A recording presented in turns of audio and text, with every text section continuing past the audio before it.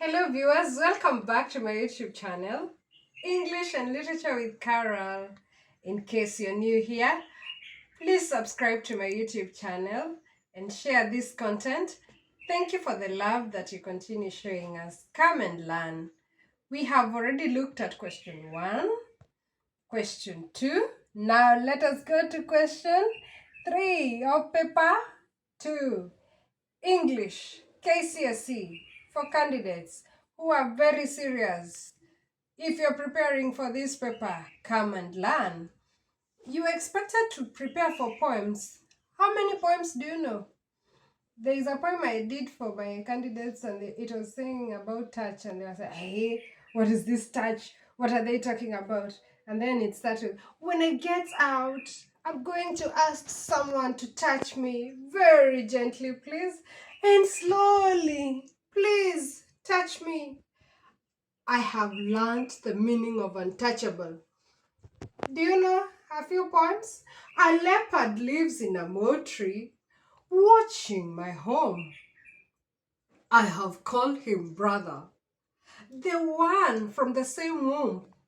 How many poems do you know? How many can you recite? These are skills that you must acquire. And KCSE 2022, there was a poem that was covered there. How many poems did you know how to cover? Which one was tested there? Do you know it? Can you say it? It says, when we were young, when we were young. When we were young, we could not tell our dreams. We had no words to spell our joys and fears. Loves, lusts, desires sang loud within our blood. None had their music or our silent fears.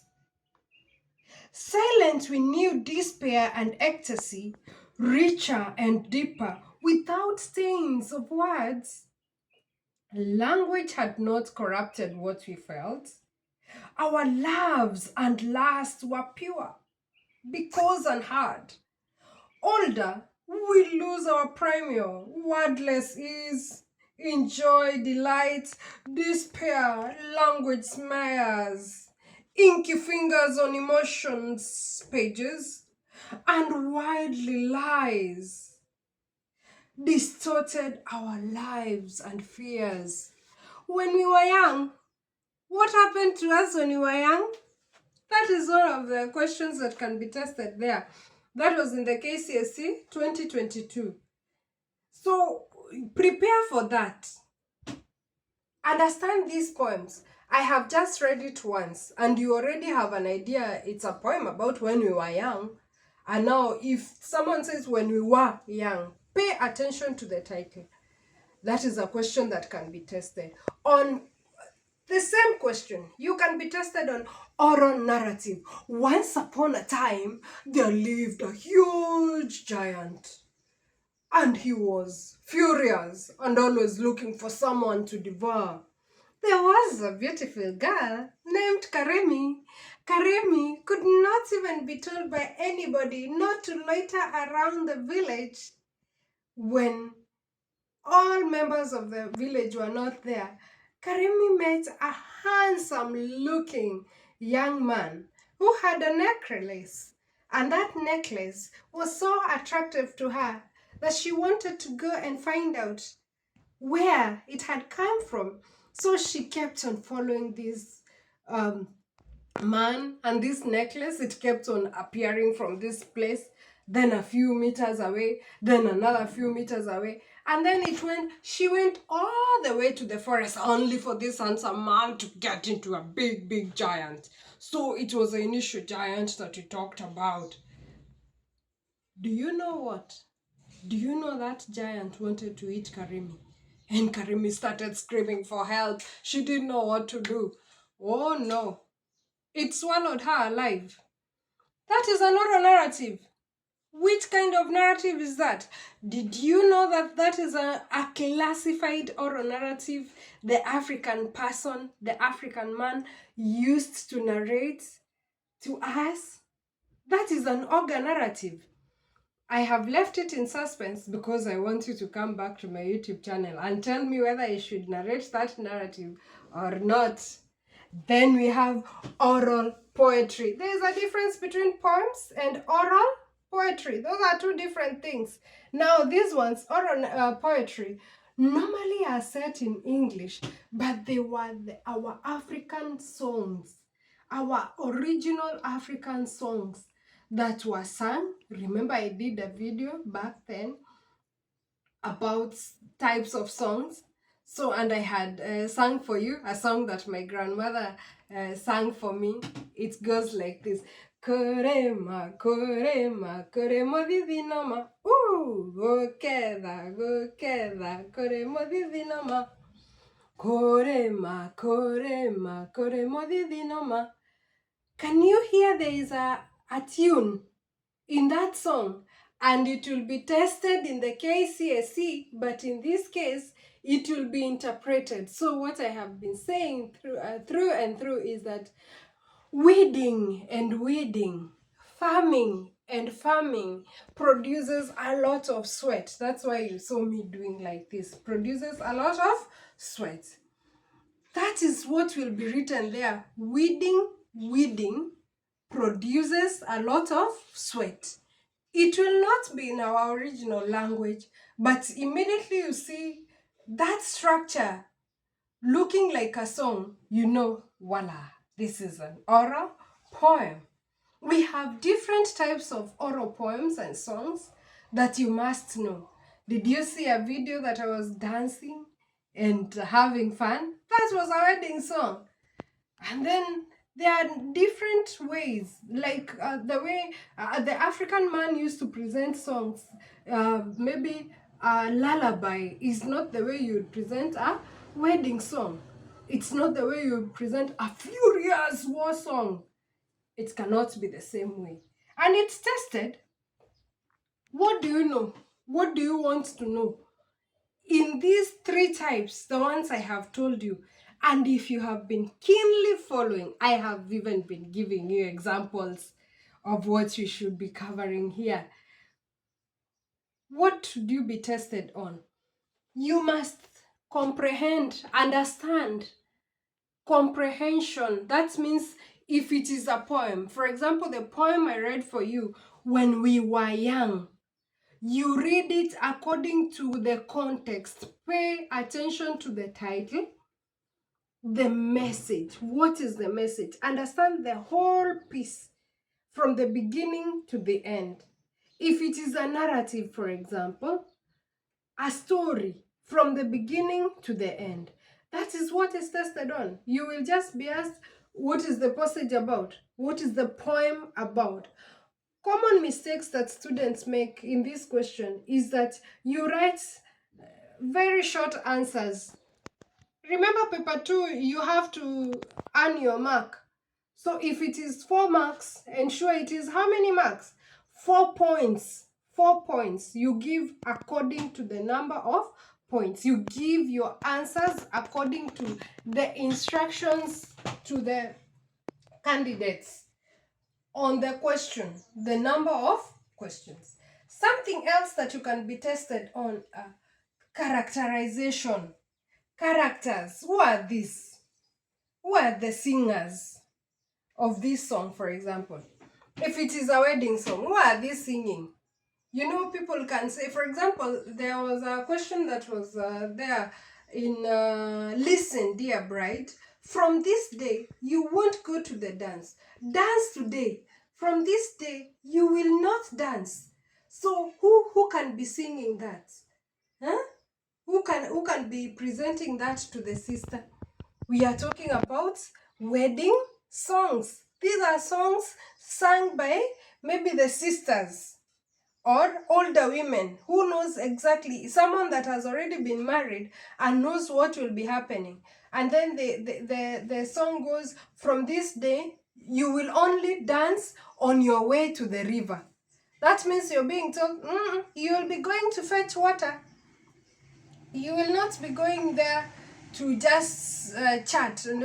Chat today, for you will only chat on your way to the farm.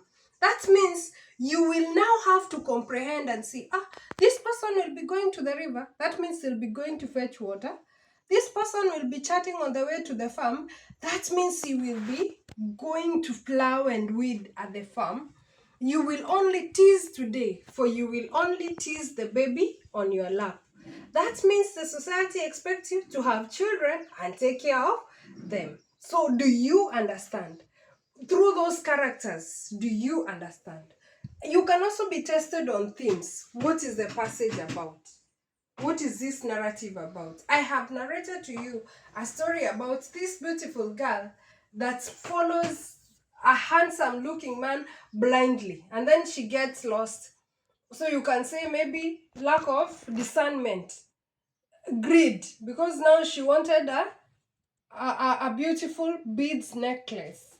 That means if you were to be asked on themes, understand them. And which are some of the styles? No styles. No, which are the styles in poems, for example? Do you know any style that you can have in a poem? Hmm? Styles on irony. Irony is tested a lot in paper 2.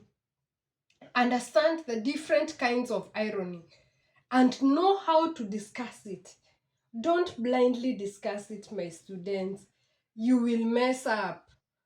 If you just say there is irony, it will not work like that. Very obvious styles like repetition. You know, in oral poetry, in songs, I hope you heard me say weeding, weeding, weeding. That means I have mentioned it even 4 times. Weeding, weeding, weeding, weeding. How many times? That is repetition.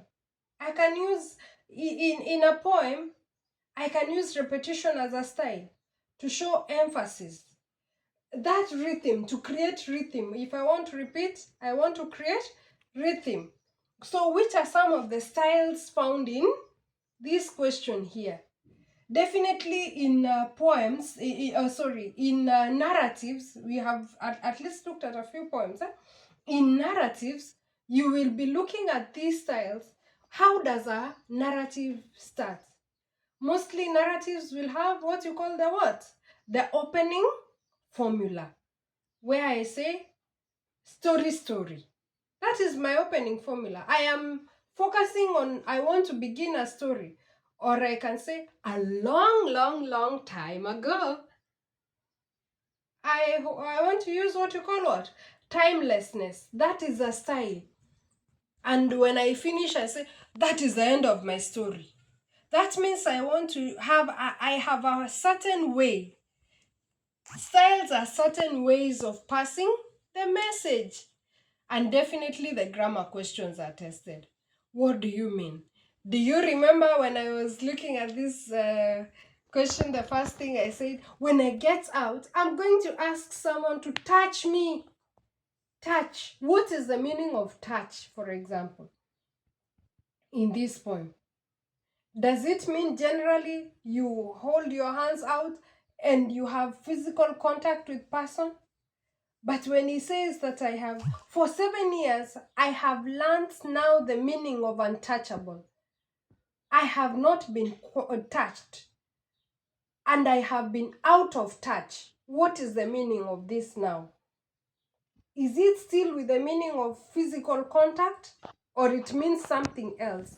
So that means touch can have different meanings. If I have been out of touch, and I want to explain this meaning of touch, I have been alienated. I have not interacted with people.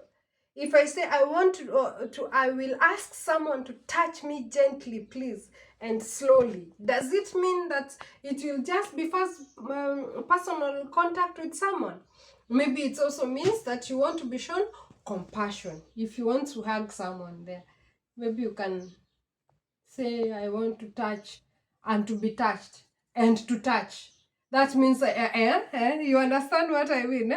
That is grammar for you. And also you have questions and meanings of phrases, a whole phrase. I have been out of touch. What is the meaning of out of touch? The whole of that phrase. Out of touch meaning you have not interacted with people. You have been alienated, for example. That is just a wee bit of information that I have given you in question 3. There are so many. Check out on my previous videos. I have been doing this. Thank you for the support. Thank you for being here. Share my contact. Thank you for having subscribed to English and Literature with Carol. Share my content with the other people. It is free. Thank you. Bye.